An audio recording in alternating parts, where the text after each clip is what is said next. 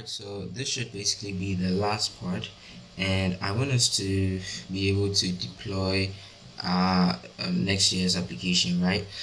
So as you can see right here, I have already pushed the project into GitHub. I think I did try deploying it in the last video, but I don't know, for some reason I just decided to stop and create a separate video for it. And so yeah, this is the part where I've pushed, and as you can see here, I just made a quick change. That is, I just added one more script, which is what post install. Then inside the script you're writing what Prisma generate right here. Right, so now that we understand this, the next thing you want to do is you want to quickly go into your Google here, and then you can just write in the vessel and just search for that. You can click on the first link right here. I think when it's your first time trying to deploy, you'd have to like create an account or something. You can use Google or whatever. I think, yeah, you have to use a GitHub. Yeah, that is like what you have to use. That is the most recommended, because like at the end of the day, you can just automatically just connect your you can just connect your repositories, right? I think, yeah, I think connecting your repositories is like it's like a secondary action that you have to do with the moment you try to add, right? So I think when you are able to, when you get to a page like this, right, yeah, I think they'll be asking you for the name of your workspace or something. I think I wrote neural feed, and I don't know why they put, but yeah, that's basically it. So you want to make sure that you're in a page that allows you to click on this add new right here, and you can just select project just like that, and then you get to see a page like this, right? Then you just it will ask you to connect your GitHub repository, or connect your GitHub, right, or your Git or something. Then when you try to follow the permission that it asks from you, all you have to do is just select all repositories, and yeah, accept it, right?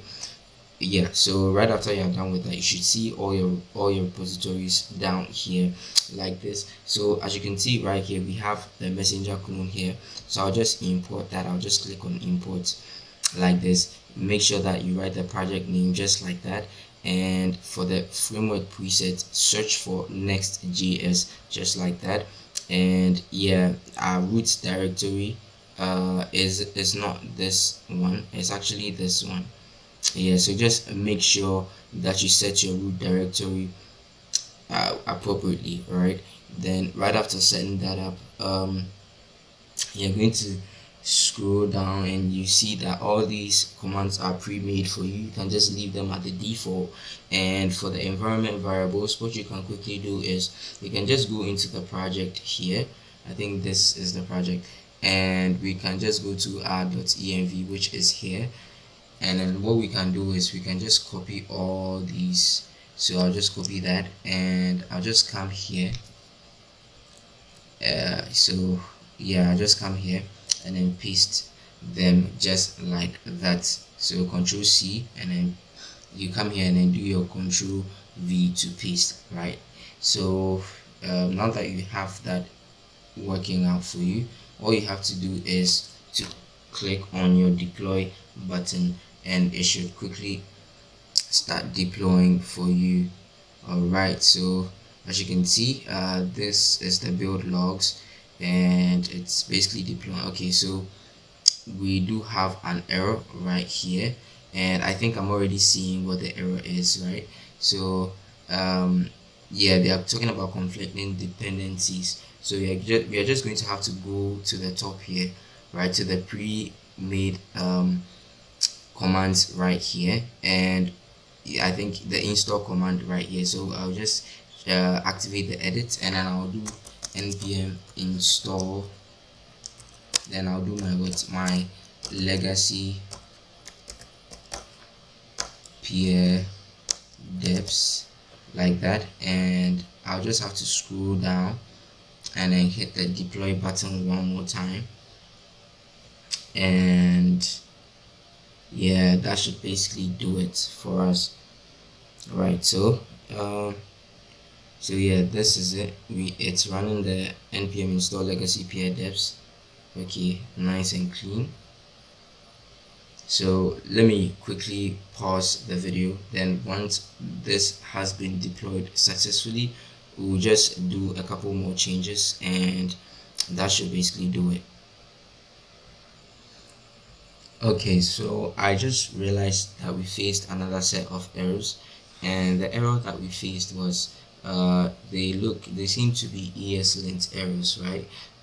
So yeah, I did try to find that out, and I found this Stack Overflow a link here, and it said that we should simply just activate this part to ignore during build to be set to true. So what we'll do is we'll just go back into the project just like this, and yeah, so yeah, I was trying to find that out. So we'll go back into the project just like this. Yeah, it said the NextJS, so next.config.ts right here, and so yeah, we have to add this ESLint field. So so it says, okay, so I'll just copy this, right? I'll just copy that, and we'll go back into the project right here, and then we'll just add it right here. So all right, and that should basically do it, right? Yeah, so yeah, so now that we have been able to specify what we want to change right here, what we are quickly going to do is let's go to this place and then quickly push, and then let's try again to make sure that we do not experience those errors anymore.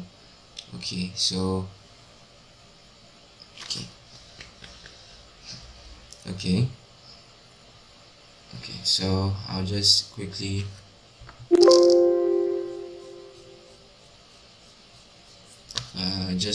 push right there.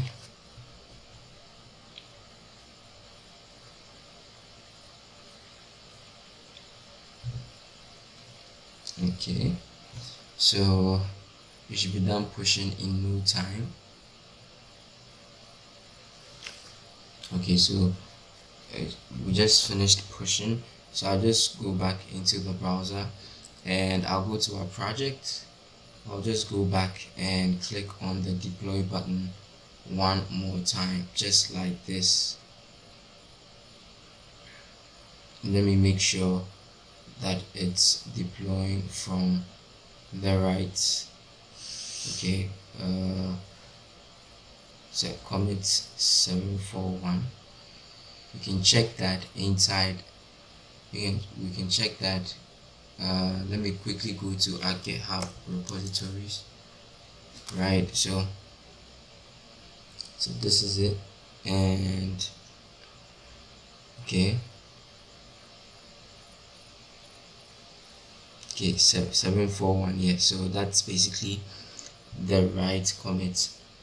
Okay, so let me quickly pause it, and then once it's done we can come back and then do our change. So we just faced another error right here, and then it says that it was checking for type validity, and I tried to search for an option to disable that. So in order for us to be able to do that, I found this Stack Overflow link here, and it says we should just copy this and pass it into our project just like this inside our next.config.ts like this, and yeah, we can just clear all that, and we just simply run that. So I'll just write the commit message and just push just like that. Okay, so we just pushed, it's in progress.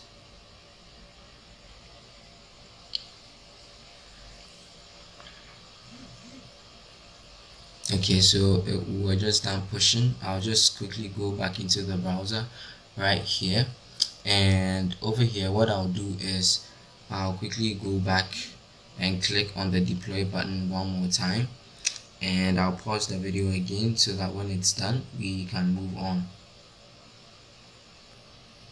Okay, so we just faced another error that I thought we had solved in the beginning, and we are seeing it right here. So it says that Prisma client did not initialize yet, please run Prisma generate and try to import it again type of situation. So I also tried to find a solution to that in this Stack Overflow material here, and as you can see, the person does have like a similar problem here, and over here it says that update in the package.json. This we need to update it with this command right here. So for that I'll just copy that, and I'll go into the project right here, and then we'll go into the package.json. Then inside the package.json we have the build command right here. So all we have to do is pass it inside. Don't forget to bring your comma so you get rid of all unnecessary syntax errors. And I think it said we should do one more thing, which is, so let's quickly just push this new change right here. Let's push this new change. So I would quickly write the commits. Okay, then okay, so I'll try to save changes just like that. Let's push that. Okay, so while that is pushing, we can quickly go to the next step where it said change the node env to production, right? So let's quickly go back here and scroll right up, and also I think, yeah, okay, so okay, let's see, yeah, it says node env. Did we pass in the node env?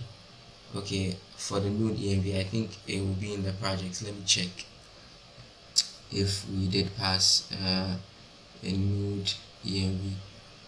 Okay, so yeah, so we have to actually take this and add it, right? So I just copied that, then we add it into the env of this project just like this. So production, like that. All right, now that we've been able to add that, this is going to run npm run build or next build, nice and clean. Then now that we have all that, we can try again. Okay, then I'll just pause the video. All right, then we continue when it's. So I just realized that there's another error that we are facing here, which says that failed to compile. An error occurred in next font right here. I cannot find module tailwind css right here. I did try to do my research, and I found that you have to add this line to your npm install. So I'll just quickly copy that like that, and what I'll do is I'll scroll up. I'll just scroll up to this one right here, and I'll just make sure I add it in front just like this, right? And I'll just come and click on deploy just like that. All right, then let me pause the video and we continue after. All right, so as you can see, we are done deploying our NextJS messenger application or messenger clone right here. So we can quickly just look at it right here. So you can see here it is, right? I think I had tried deploying it first. That is why they added this extra thing to it, right? I don't know if it's possible to edit it. Is it possible? I think it is. We can. I think you can just maybe do. Okay, let me do it. I'll do it. Neural feed messenger just like this dot app, right? vessel.app, obviously. So the vessel.app, just like that, and I'll save. Yeah, I think we should be able to add. Okay, it says no redirects. Okay, the reason why I was concerned about this is there could be situations um, there could be situations whereby, let me try to just enter, right? Okay, yeah, they will close that. So there could be situations whereby you enter another page and like you have to refresh, and yeah, you face some unnecessary issues, right? So yeah, that was what I was trying to check on that. So yeah, this is our deployed application. It will work just like how we expect it to, except for the social login. So we can quickly work on the GitHub ones first. So let me just close these tabs right here. Okay, then I'll quickly open up GitHub. So this is GitHub.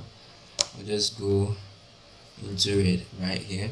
Then I'll go into my settings. So go into your settings just like that, and scroll down into developer settings just like this, and then go into your auth apps right here. Then you can see your neurofeed messenger app that you created at the very beginning. You can click on the edit button, then you scroll down to the home page URL and the authorization callback URL right here. Then all you have to do is to come and copy this. So you just copy that, and then you come and paste it right here. So you paste it here, and then yeah, take out this slash, and then paste this one to here as well, and take out the slash right there like that, nice and clean. Then what we are going to do is to just update the application just like this, and then we are good to go. All right, so now that we've been able to update for the GitHub, let's quickly go into our Google Cloud just like that, and then also update for that one too as well. So yeah, it has to be the console. So the cloud console, right? Let me quickly go back. I'll just go back and click on the cloud console just like that, and okay, so console.cloud.google.com.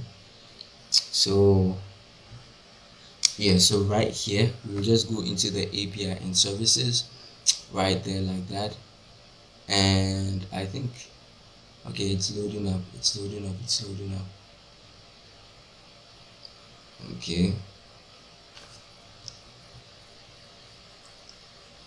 Okay, so this is it. Now that we have this, what we'll do is I'll just click on the credentials right here.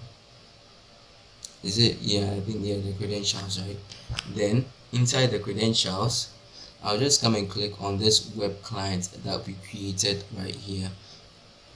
Alright, and okay, it has to load up. So inside this web client that we have here, remember the link that we copied before, this link, right? So all we have to do is to just copy this link. We'll come here, and you see this side like this, then you just highlight the localhost 3000 like this, and then you just paste, and make sure you are not, you can see let me quickly scroll down, make sure that you avoid these double slashes right here, right? And then you can come to the authorized JavaScript origins here too as well, and you can just add it like this and remove this slash at the end, and then that should be it. All you have to do is to scroll down and then save. All right, then okay. Alright, so you can see that your auth client has been saved nice and clean, and your application should basically work like it is supposed to after like some 10 minutes, because you saw that it had written there that it will take 10 minutes, right? So maybe after 10-20 minutes you come back, and you can try to use your application like the way you want to. So that is basically it for deploying a messenger clone. And so yeah, I just hope that you learned a lot from this video, and yeah, hopefully in the future I'm going to be coming out with much more interesting and impressive projects that you can show off to your potential employers and your friends. And also I just wanted to quickly announce that my startup, which is Croplan Technologies, I'm actually trying to raise funds from angel investors or VCs. We're actually raising our seed round, and so I don't really have that much connections. So if you know that you have people that can help out, or you can reach out to people that can help us out, and talk about stuff, and come up with something, get to a deal or something. You can just hit us up on the email, our official Copland Technologies email. I'll put that in the description, and yeah, I would really appreciate that. So yeah, hopefully I'll see you in the next video. Bye.